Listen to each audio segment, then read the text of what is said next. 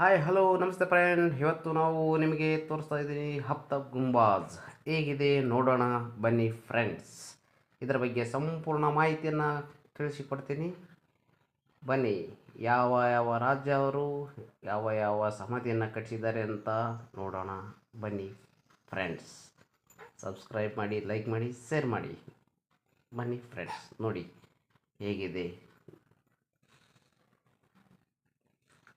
ನಿಮಗೆ ಎಂಟರ್ ಆಗಿಬಿಟ್ಟಲೆ 7 ಹಫ್ತಾ ಗುಂಬಾಜ್ಗಳು ಕಾಣಬಹುದು.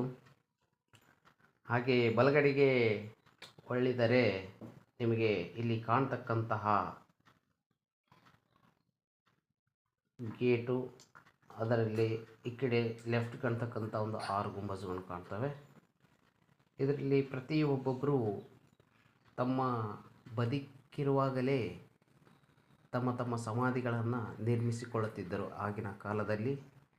ಅದರಲ್ಲಿ ಇವತ್ತು ಒಂದಾದಂತಹ ದಾವೂದ್ ಶಾ ಸಮಾಧಿಯನ್ನು ನೋಡೋಣ. ನಿಮಗೆ ಇಲ್ಲಿ ಕಾಣಬಹುದು, ಅದು ಕೀಲಿ ಹಾಕಿರೋದ್ರಿಂದ ನಾವು ಒಳಗಡೆ ಜೂಮ್ ಮಾಡಿ ನೋಡ್ತಾ ಇದ್ವಿ.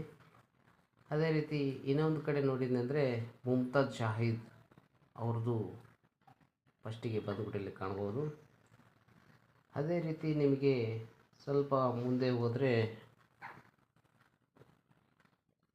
ಕಾಣುತ್ತದೆ ನೋಡಿ ಫ್ರೆಂಡ್ಸ್.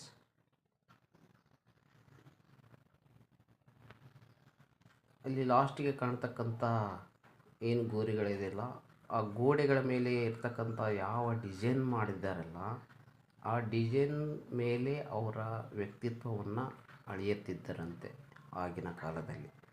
ಆ ಡಿಸೈನ್ ಪ್ರತಿಯೊಂದು ನೋಡಬಹುದು. ಆ ಡಿಸೈನ್ ಒಳಗಡೆ ಆಯಿತು ಹೊರಗಡೆ ಆಯಿತು, ಎಷ್ಟು ಅಚ್ಚುಕಟ್ಟಾಗಿ ಎಷ್ಟು ಅಲಂಕಾರ ಮಾಡಿದ್ದಾರೆ ನೋಡಿ. ಇದು ನೋಡಬಹುದು ನೀವು ಶಂಷಾದ್ದೀನ್ ಸಮಾಧಿ.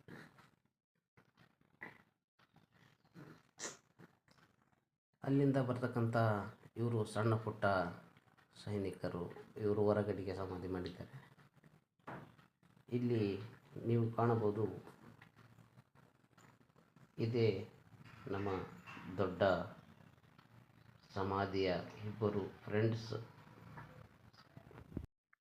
ಫಿರೋಜ್ ಶಾ ಮತ್ತು ಅಹಮದ್ ಶಾ. ಇವರಿಬ್ಬರ ಗೋರಿಯನ್ನು ಕಟ್ಟಲಾಗಿತ್ತು. ಆದ್ದರಿಂದ ಫಿರೋಜ್ ಶಾ ಸಮಾಧಿ ಇದೆ. ಆದರೆ ಇನ್ನೂ ಒಂದು ಬೀದರ್ನಲ್ಲಿ ಅವರ ಸಮಾಧಿಯಲ್ಲಿದೆ ನೋಡಿ ಫ್ರೆಂಡ್ಸ್. ಇದು ಹೊರಗಡೆಗೆ ಉದ್ಯಾನವನದಲ್ಲಿ ಇದು ಒಂದು ಸಣ್ಣ ಪರಿಚಯ. ಎಷ್ಟು ಚಂದವಾಗಿ ಕಾಣ್ತಾ ಇದೆ ನೋಡಿ ಫ್ರೆಂಡ್ಸ್.